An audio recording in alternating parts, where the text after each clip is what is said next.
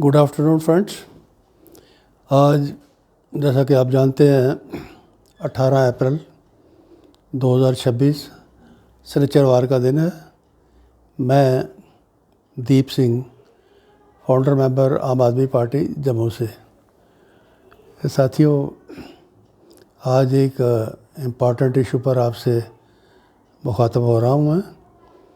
तो उसमें आपने देखा कि हमारी लाइफ में, हम सब की लाइफ में ज़मीन, मकान, दुकान, ये प्रॉपर्टी जो होती है, इमूवेबल प्रॉपर्टी, लैंडेड प्रॉपर्टी या कमर्शियल प्रॉपर्टी, एग्रीकल्चर लैंड, ये हर आदमी के साथ कहीं ना कहीं इसकी सीधी वाबस्तगी है, सीधा जुड़ाव है इसके साथ। तो ये कह लें कि लाइफ का एक मेन रोल जो होता है वो इन चीज़ों का होता है। इसके सहारे तो ज़िंदगी बसर करते हैं अक्सर लोग। ये एक ज़रूरत का एक अहम हिस्सा है, एक ज़रूरी हिस्सा है। अब इसकी प्रोटेक्शन कैसे हो? जब पुराना टाइम में, आज से 40-50 साल पहले लोगों में काम करने का जज्बा था, लोगों की सोच भी नेक थी और सब समाज में एक ठहराव था जिसके कारण सब चीज़ें ठीक चलती रहीं। अब देखते हैं, आप पिछले 20 सालों से आज भी रोज़ के रोज़ आप सुनते हैं कोई पटवारी पकड़ा गया, कोई तहसीलदार पकड़ा गया, कोई नायब तहसीलदार पकड़ा गया। रेवेन्यू डिपार्टमेंट में अक्सर ये शोर शराबा, ये पकड़ धकड़, ये धांधलीबाजी, इसका मेन कारण क्या है कि इसकी जो बेसिक नॉलेज है वो सरकार ने अपने लोगों तक पहुंचाई ही नहीं। और शायद सरकार की इसमें क्या मर्ज़ी थी, सरकार क्यों ये कयास पैदा करना चाहती थी समाज में, इसकी समझ भी कोई नहीं आती। तो पुराने लोग तो कम से कम एक दूसरे को बताते थे, कोई पूछने जाता था उसको भी अच्छी सलाह दी जाती थी, तो वो लोग अपनी चीज़ें जैसे कैसे ठीक कर लेते थे और इतनी खराबी, इतनी धांधलीबाजी भी नहीं थी। वो आज की डेट में इस तरह की दौड़ लगी हुई है पैसे की, लोगों को नॉलेज 99.5% लोग जो हैं वो नावाकफ़ हैं इस ज़मीनों के, मकान के, प्रॉपर्टी के, रेवेन्यू डिपार्टमेंट के ओवरऑल नॉलेज के, उससे वाकफ़ ही नहीं है। इतने 99.5% से ज़्यादा ही होंगे, कम नहीं होंगे। ऐसे में साथियों, ये क्यास नहीं होगा तो क्या होगा?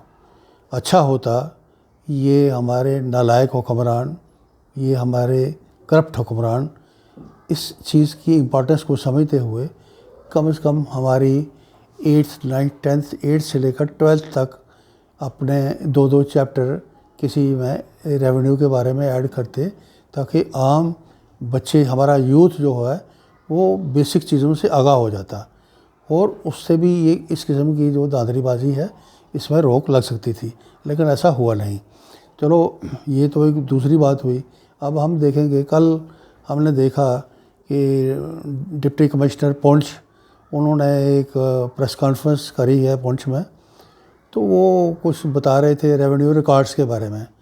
बताते हुए उन्होंने ये कहा कि एक तो बड़ी अच्छी बात उन्होंने बताई, हमें बड़ी हैरानी हुई। उन्होंने कहा कि हमारे वहाँ पुंछ में 2018 की जमाबंदियाँ बनी हुई हैं, जबकि दूसरी तरफ साथियों हालत ये है, हमारे जम्मू के आसपास जो 93-94 बिक्रमी सन की जमाबंदियाँ, उसी पर वो जो लाइन है, वो लकीरें पीटने में लगे हुए हैं लोग, जिसकी वजह से आए दिन जगह जगह झगड़े, फसाद उसका कारण बने हुए हैं। तो उस पर एक दूसरी लंबी बात है जम्मू के बारे में, क्या गंद मचा के रखा हुआ है। डिजिटलाइजेशन के नाम पर एक और मुसीबत आम आदमी के सर पर लाद दी गई है। इस पर हम जिक्र बाद में करेंगे।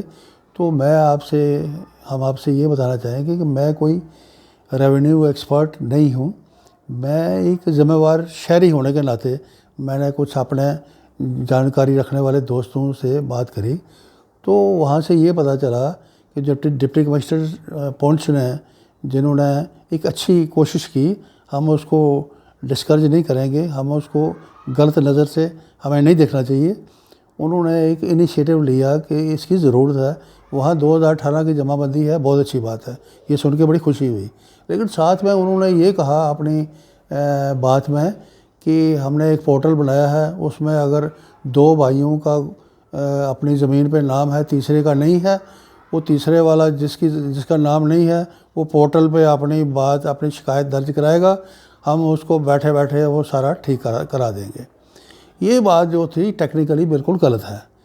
हम बड़े रिस्पेक्टफुली डिप्टी कमिश्नर पुंछ साहब उनको ये रिक्वेस्ट करेंगे कि क्या आप बताएंगे सर कि ये जब तक कोई किसी का इंतकाल 2 के नाम चढ़ गया है, तीसरे भाई का नहीं है, तो तीसरे भाई को अपना नाम एंटर करवाने के लिए कोई उसमें अपील में जाना पड़ेगा किसी तहसीलदार के पास या असिस्टेंट कमिश्नर जो भी अथॉरिटी है, वहाँ जब तक अपील में नहीं जाएगा, वहाँ से एक ऑर्डर पास नहीं होगा, तब तक वो कैसे उसका नाम एंटर हो सकता है।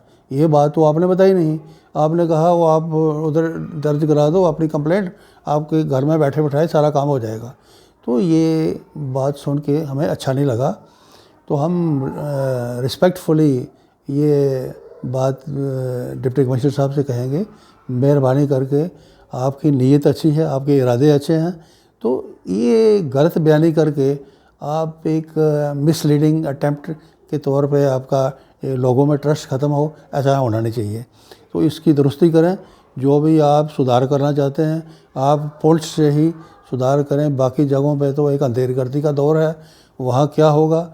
हम कोशिश कर रहे हैं कि मैं कुछ अपने जानकार दोस्तों से नॉलेज इकट्ठी कर रहा हूँ। मैं जम्मू के आसपास जो दादरी चल रही है उसके बारे में कुछ दिनों के बाद मैं डिटेल में बात करूँगा। तो मैं डीसी पुंछ उन साहब से ये रिक्वेस्ट करूँगा, कम से कम उन्होंने जो शुरुआत करी है उसको एक अच्छे तरीके से हर पैमाने से उसकी जांच करके वो लफ्ज़ बोलें जो दुरुस्त हों। क्या कोई रजिस्ट्रेशन तो ऐसी हुई नहीं, रजिस्ट्रेशन होती तो कोई कानून बन जाता कि आप किसी के बैठे बैठाए कंप्यूटर पे ही, पोर्टल पे ही ठीक कर देंगे, ऐसा है नहीं। तो आपकी वो जो गलत बयानी है वो एक गलत मैसेज दे रही है। काइंडली इसकी दुरुस्ती करके दोबारा से लोगों को आगाह करें कि सच्चाई क्या है, उस पर काम करें। पुंछ से ही अच्छी शुरुआत करने की कोशिश करें ताकि आपको देख के बाकी लोग भी सबक सीखें। आज के लिए इतना ही, बहुत बहुत शुक्रिया।